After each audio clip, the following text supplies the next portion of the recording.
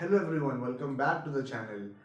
आज का जो हमारा वीडियो का टॉपिक है वो इस चीज़ से रिलेटेड है कि कभी एक खर्च जो हम करते हैं उसको as a capital expenditure treat करते हैं और कभी हम उसी खर्च को as a revenue expense treat करते हैं। तो इसमें बच्चे अक्सर कंफ्यूज हो जाते हैं कि सर, हमने जब अभी सर्विसिंग कराई किसी मशीन की तो उसको हमने सर्विसिंग के नाम से नहीं लिखा या रिपेयर के नाम से नहीं लिखा, और पहले जो सर्विस कराई थी उसको सर्विसिंग या रिपेयर्स के नाम से लिखा था। तो ऐसा कब होता है? तो मैं आज ये डाउट आप लोगों का क्लियर करना चाहता हूँ कि जब हम कोई नई मशीन परचेज करते हैं, जब हमारे बिजनेस में कोई नई मशीन आ रही होती है, नई का मतलब सिर्फ ये नहीं है कि कोई मशीन शोरूम से निकल के ही आ रही है। अगर आपने किसी दूसरे से सेकेंड हैंड मशीन भी परचेज करी है तो वो भी नई मशीन में ही काउंट होगी। ओके, तो जब हम कोई नई मशीन खरीदते हैं और उस मशीन पे उसी टाइम पे जो एक्सपेंस करते हैं, उस एक्सपेंस को हम as a capital expenditure treat करते हैं। क्योंकि मशीन जो हमने खरीदी वो हमारा, अब कैपिटल एक्सपेंडिचर और रेवेन्यू एक्सपेंडिचर क्या होता है, एक सेकंड में मैं क्लियर कर दूं। कैपिटल एक्सपेंडिचर का मतलब वो खर्चे जो हम लोग किसी ऐसी चीज को खरीदने में करते हैं जो हमारी एसेट्स हो, और रेवेन्यू एक्सपेंसेस का मतलब वो खर्चे जो बार बार बिजनेस में होते हैं।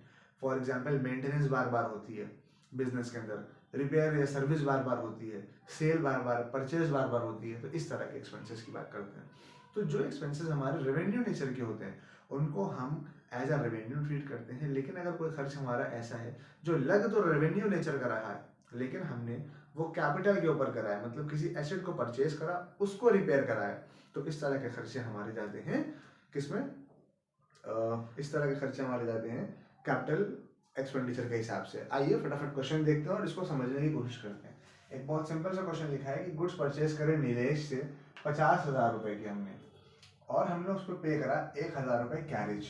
हमने जब गुड्स परचेज करे नीलेश से तो गुड्स तो हमारे पास 50,000 के ही आए ना, और 1,000 रुपए हमने कैरेज पर पे करा, उसको भाड़ा पे करा हमने। ठीक है, तो हम क्या लिखेंगे यहाँ पे? हमने परचेज करा, परचेज अकाउंट डेबिट, कैरेज पे करा हमने, भाड़ा पे करा हमने, भाड़ा किराया 1,000 रुपीज डेबिट, और टोटल हमारे पास से कैश कितना गया? 51,000 रुपीज।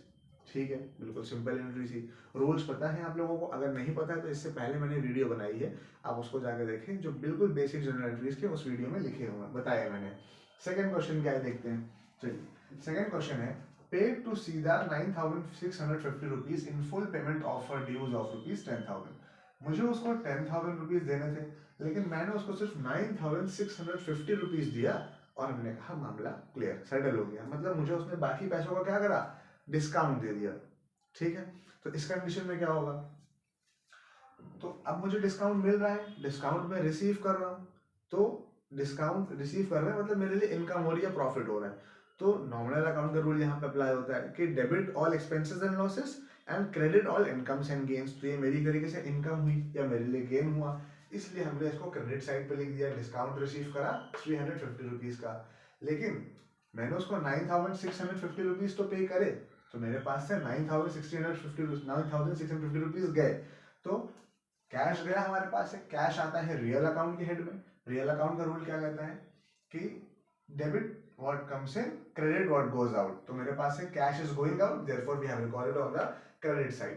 तो और 350, 9,650 टोटल हुए 10,000 रुपीज, जो कि मुझे सीता को देने थे, and Sita is a receiver, इसलिए हम लोगों ने सीता का नाम डेबिट साइड पे लिखा है। क्योंकि पर्सनल अकाउंट के रूल के हिसाब से डेबिट द रिसीवर और क्रेडिट द गिवर होता है, तो ये रिसीवर है इस टाइम पे, इसलिए हमने इनका नाम डेबिट साइड पे लिखा है। थर्ड क्वेश्चन क्या है, चलिए देखते हैं। Purchase a machinery for rupees 3 lakh and paid 25,000 in cash as wages for installation. क्या कह रहे हैं? एक मशीन खरीदी 3 लाख रुपए की, लेकिन उस पर हम लोगों ने 25,000 रुपए इंस्टॉल करवाने का वेजेस भी दिया, वेज दिया। वेज क्या होता है? जो वर्कर्स कुछ काम करते हैं और उनको मैं उसी टाइम पेमेंट कर दूं, एक ही दिन का पेमेंट जो कर दूं, उसको वेजेस कहते हैं। और सैलरी क्या होती है? जो पूरे महीने काम करे उसके बाद जो उसको मिलती है वो सैलरी होती है। ठीक है, चलिए, तो इसमें क्या हुआ, इस कंडीशन में क्या हुआ? ये वेजेस क्या बार बार होंगे? क्या ये खर्चा बार बार होगा? नहीं, ये खर्चा बार बार नहीं होगा। जब एक बार इंस्टॉल कराया मशीन तो एक ही बार ये खर्चा होगा। ठीक है, इसलिए हम इस खर्चे को एज अ कैपिटल एक्सपेंडिचर ही ट्रीट करेंगे और इस खर्चे को हम इस मशीन की कॉस्ट में ही ऐड कर देंगे। अब हमसे कोई अगर पूछेगा कि मशीन कितने की खरीदी, तो हम ये नहीं कहेंगे 3 लाख की खरीदी। मुझे 3,25,000 रुपए की पड़ी, ये बोलेंगे उससे। इस वजह से हमने डायरेक्टली यहाँ पे लिखा मशीन मेरे पास बिजनेस में आई, मशीनरी अकाउंट डेबिट, क्योंकि मशीनरी एक एसेट है और रियल अकाउंट में आते हैं सारे एसेट्स, जिसका रूल होता है डेबिट व्हाट कम्स इन, इसलिए हम लोगों ने डेबिट साइड पे लिख लिया। और हमारे पास एक कैश कितना गया, 3,25,000 रुपीज, वो हम लोगों ने क्रेडिट साइड पे लिख दिया। समझ में आ गया? चलिए आगे देखते हैं। Purchase an old machinery for 1 lakh and spend 5,000 on it's carriage and 20,000 on the immediate repairs. अब इसमें क्या हुआ, एक मशीन खरीदी हम लोगों ने, कितने की, 1 लाख रुपए की मशीन थी, 5,000 रुपये उसको लाने में भी लगे, यहाँ पे 1,05,000 हो गए, और उसके बाद 20,000 रुपये उसको रिपेयर करवाने में लगे। ये जो रिपेयर हो रहा है, ये रिपेयर, एक सेकेंड हैंड मशीन खरीदी और उसको रिपेयर कराया, तो ये जो रिपेयर हुआ ये वन टाइम रिपेयर है, क्योंकि हमने इस टाइम पे मशीन को खरीदा है, तो उसी टाइम उसमें जो पैसे लगते हैं वो कैपिटल एक्सपेंडिचर के हिसाब से ही ट्रीट करे जाते हैं।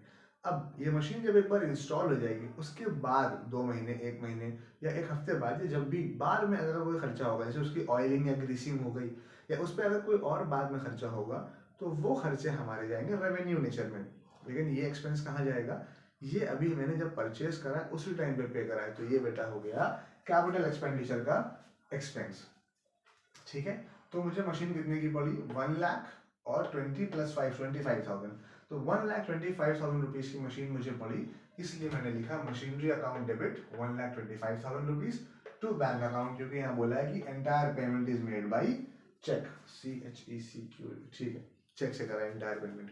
ओके, समझ में आ गया? तो इसलिए हम लोगों ने बैंक लिख दिया, क्योंकि चेक से पेमेंट करा। क्लियर है? उसके बाद नेक्स्ट एंट्री क्या है, paid ₹2,500 for repairing the office furniture. ये एंट्री मैंने यहाँ पे आप लोग को इसलिए दी ताकि आप दोनों के बीच में कंपेयर कर पाए। यहाँ पे भी रिपेयर्स लिखा है और यहाँ पे भी रिपेयर लिखा है, फिर इसको हम फर्नीचर अकाउंट में क्यों नहीं ऐड करेंगे, इसको हम रिपेयर्स अकाउंट में ही डालेंगे, क्योंकि ये मैंने उस टाइम फर्नीचर परचेज करा और उस पर खर्च नहीं हुआ है। ये जो एक्सपेंस है, ये ऑफिस के फर्नीचर को रिपेयर करने में पहले कभी खरीदा होगा, अब बीच में उसको रिपेयर करवाना है, कुछ टूट फूट गया है, तो उस पर खर्चा हुआ है। तो मैंने आपको जैसा पहले ही बताया, अगर कोई खर्च बाद में होता है, तो चीज़ टूट फूट जाती है या उसको रिपेयर करवाना पड़ता है, तो इस तरीके के एक्सपेंसेस को हम लोग रेवेन्यू नेचर का ट्रीट करते हैं, और रेवेन्यू नेचर के जो एक्सपेंसेस होते हैं उनको हम उन्हीं के नाम से लिखते हैं।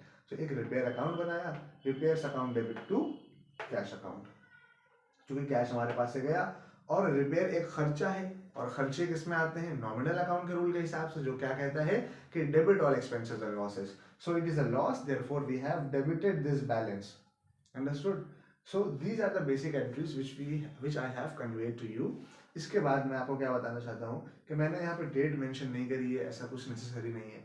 आप इजीली उसको, जो भी बुक में लिखी हो डेट, आप वो वहाँ पे कॉलम में लिख दीजिएगा। उसके बाद नरेशन एज सच कोई एग्जैक्ट नहीं होती है, इसलिए मैंने यहाँ पे नरेशंस को भी अभी नहीं लिखा है। आप अपने आप से ही नरेशन लिख सकते हैं। मैं एक लास्ट वाली नरेशन लिख के आपको दिखा देता हूँ, जैसे कि जो काम मैंने जर्नल एंट्रीज में करा होता है सिर्फ वही यहाँ पे एक्सप्लेन करते हैं। जैसे रिपेयर्स टू कैश, कि हमने रिपेयर कराया, being office furniture repaired and cash paid, तो बस ये नरेशन हो जाती है। इस तरीके से करते हैं हम लोग जर्नल एंट्रीज। आई होप आपको समझ में आई होगी ये वीडियो। इसके बाद एक पार्ट और आएगा, उसके बाद जर्नल एंट्रीज का चैप्टर खत्म हो जाएगा, फिर हम लोग लेजर या उसके आगे के टॉपिक्स को स्टार्ट करेंगे। और अभी फरवरी का टाइम चल रहा है, एग्जाम्स होने वाले हैं बोर्ड्स के, उसके बाद इसीलिए हमने अभी इस तरह की शॉर्ट वीडियोस बना रहे हैं। उसके बाद फिर अप्रैल से नया सेशन स्टार्ट होगा, जिसमें एक क्लास 11 का पूरा सेशन हम लेके चलेंगे, एक क्लास 12 का पूरा सेशन लेके चलेंगे। तो जो बच्चे क्लास 11th में जा रहे हैं या क्लास 12th में जाएंगे, वो स्टार्टिंग से इसको ज्वाइन कर सकते हैं। अप्रैल से हम लोग स्टार्ट करेंगे। जब तक कि आप चैनल को सब्सक्राइब कर लीजिए ताकि आप तक नोटिफिकेशन पहुंच जाए, और चैनल को लाइक कीजिए और शेयर कीजिएगा अपने दोस्तों के साथ जो अकाउंट सीखना चाहते हैं। अगर किसी को कोई प्रॉब्लम अभी भी होती है तो वो कमेंट सेक्शन में कमेंट करके मुझे बताए, और मैं उसका सोल्यूशन देने की उसको ज़रूर कोशिश करूँगा। अगर होगा तो मैं व्हाट्सएप नंबर पे मैं बता दूंगा, आप वो जो है उस पर मतलब जो है सेंड कर दीजिएगा अपनी प्रॉब्लम, मैं वहाँ पे भी आपको सॉल्व करके भेज दूंगा अभी आपकी प्रॉब्लम जो होगी। तो आई होप आपको समझ में आया होगा। जब तक के लिए धन्यवाद।